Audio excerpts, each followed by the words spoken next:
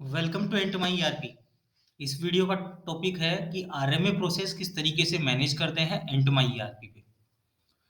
तो आरएमए में होता क्या है कि जो भी डिवाइस हमने पैन इंडिया लेवल पे कहीं पे भी सेल की है और हमारे मल्टीपल सर्विस सेंटर है, अगर वहां पे वो एंड यूजर वो डिवाइस लेके आता है तो उसकी वारंटी कैसे चेक करते हैं और क्या हमें उसको रिपेयर करना है या आउट ऑफ वारंटी हो गया है तो क्या करना है, वो डिसीजन लेने में इजी रहता है।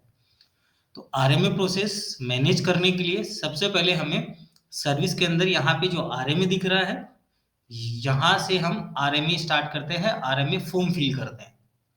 तो आरएमए फॉर्म फिल करने से पहले जो भी डिवाइस हमने सेल की है उसकी आरएमए वारंटी अपडेट होनी चाहिए।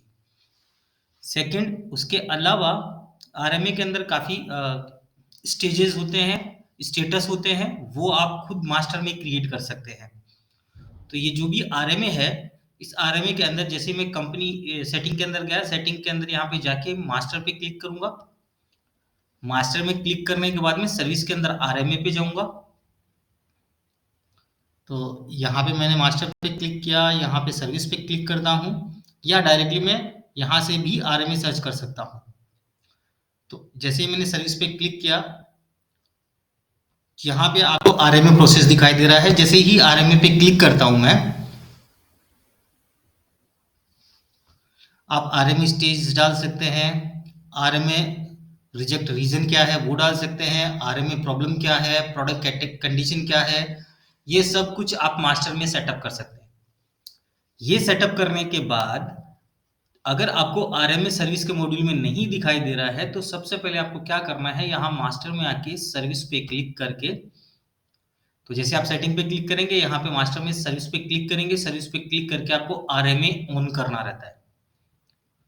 तो ये आरएमए अगर ऑन नहीं होगा तो सर्विस के अंदर हमें यहाँ पे आरएमए दिखाई ही नहीं देगा। तो सबसे पहले हमें इसको ऑन करना रहता है। देन अगर इसके मास्टर क्रिएट करने तो मास्टर क्रिएट करते हैं। मास्टर क्रिएट करने के बाद में यहाँ पे अपलोड वारंटी, तो जो भी डिवाइस होगी उस डिवाइस का हम वारंटी अपडेट करते हैं। तो यहाँ पे जो भी प्रोडक्ट रहेगा उस प्रोडक्ट का सीरियल नंबर क्या था, उसकी वारंटी क्या थी, वो सब कुछ हम यहाँ पे सेट करते हैं। सो फॉर एग्जांपल ये स्टोरेज है, स्टोरेज के अंदर ये कैटेगरी, ये प्रोडक्ट हो गया।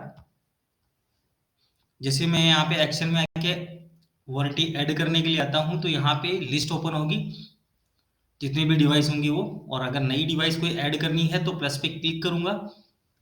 यहाँ पे उसका प्रोडक्ट, ब्रांच, लोकेशन, ये सब ऐड करके एंट्री डेट क्या है, सीरियल नंबर क्या है, और यहाँ पे स्टार्ट वारंटी क्या थी और एंड वारंटी क्या है, ये सब जब तक वारंटी अपडेट नहीं होगी तब तक मैं आरएमए क्रिएट कर ही नहीं सकता।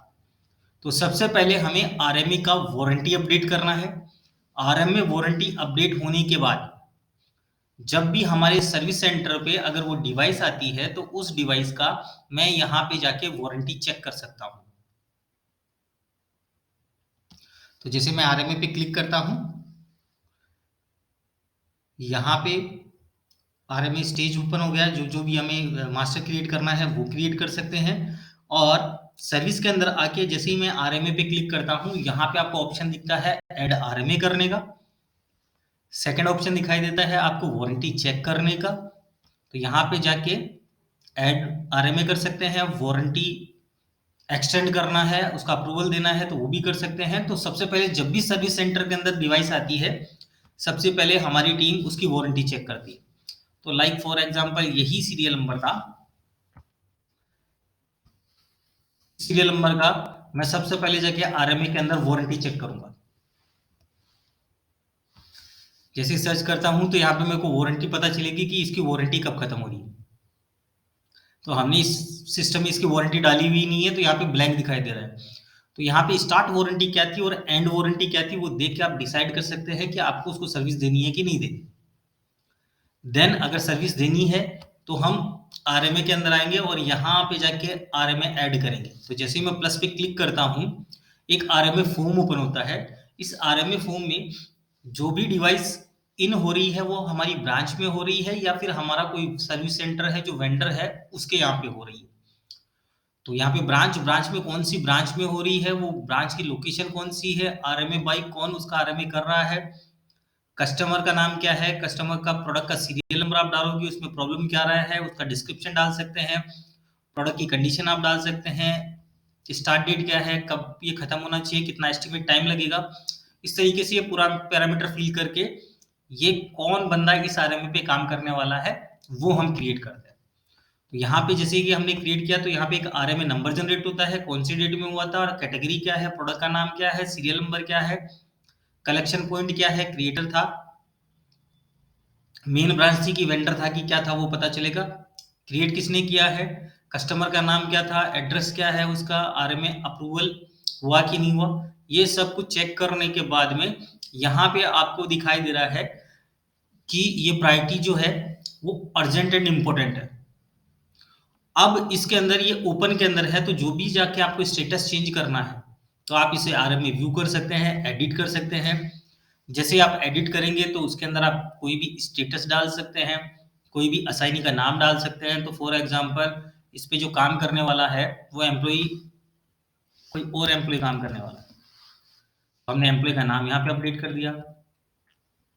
यहाँ पे आरएमए स्टेटस को मैंने चेंज कर दिया तो ये स्टेटस वो हो गए जो आप खुद क्रिएट कर सकते हैं मास्टर में। तो मैंने यहाँ पे इन्वर्ट कर दिया एंड सेव कर दिया।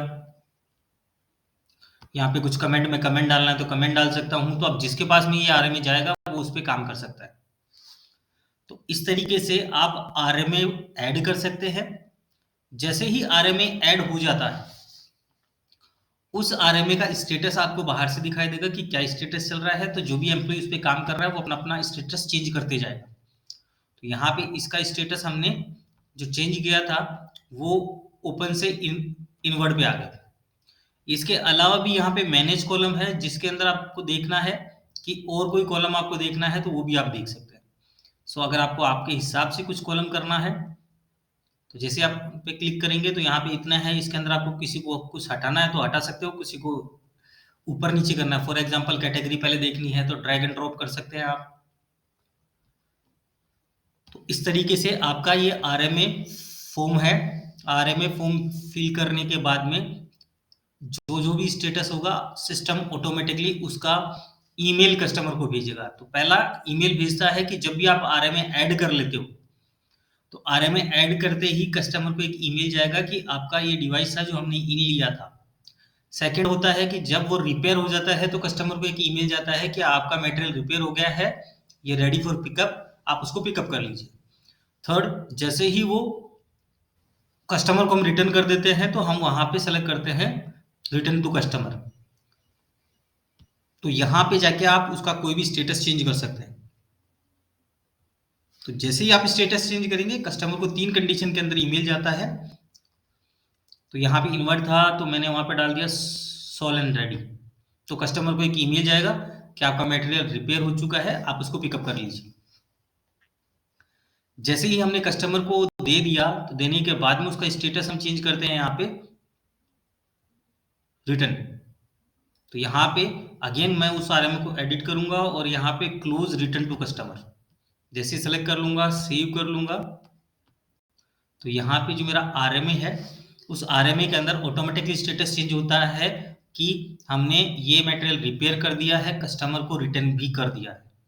तो इस तरीके से आप अपना पूरा आरएमए सिस्टम के थ्रू मैनेज कर सकते हैं।